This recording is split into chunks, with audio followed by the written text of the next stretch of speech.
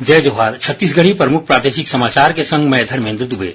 Bharatiya Janata party अल्पसंख्यक मोर्चा के राष्ट्रीय अध्यक्ष जमाल सिद्दीकी यकीन है कि मोर्चा अब प्रदेश में अल्पसंख्यक समुदाय मन में सद्भाव संवाद के माध्यम ले संपर्क अभियान चलाही और समाज के जम्मो वर्ग के लोगन मन ला मोदी मित्र कार्यक्रम ले जोड़े के काम करही।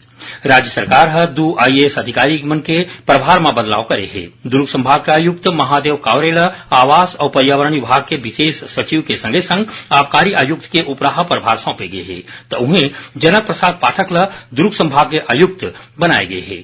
जसपुर जिला के बगीचा थाना क्षेत्र के दनगरी वाटरफॉल में घूमे बर आए एक झिन महिला शिक्षक के संग दुष्कर्म के मामला आगू आए है। ये मामला में 2 झिन आरोपी मन के खिलाफ पंडरापाट पुलिस चौकी में मामला दर्ज करे गए है।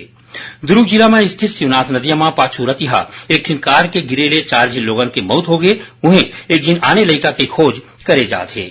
जांजगीर चांपा जिला के पुलिस लाइन खोखरा में 15 ले 23 दिसंबर तक अग्निवीर भर्ती रैली राखे गए है। भगवान श्री कृष्ण के जन्म के पर्व जन्माष्टमी आज प्रदेश के कोनो कोनो जगह में मनाए जाते है। ये मौका में राजधानी रायपुर के संगे संग प्रदेश के जम्मू कृष्ण मंदिर मन ला विशेष ढंग ले सजाए गए है और संगे संग रतिहा में विशेष पूजा पाठ के बाद भजन कीर्तन के कार्यक्रम रात भर चलही। G20 के तहत आकाशवाणी केंद्र रायपुर को तिले आज संझा रंग मंदिर सभागार में काव्य संध्या के आयोजन करे जाते है जेमा हिंदी, उर्दू और छत्तीसगढ़ी कवि मन अपन कविता प्रस्तुत करही।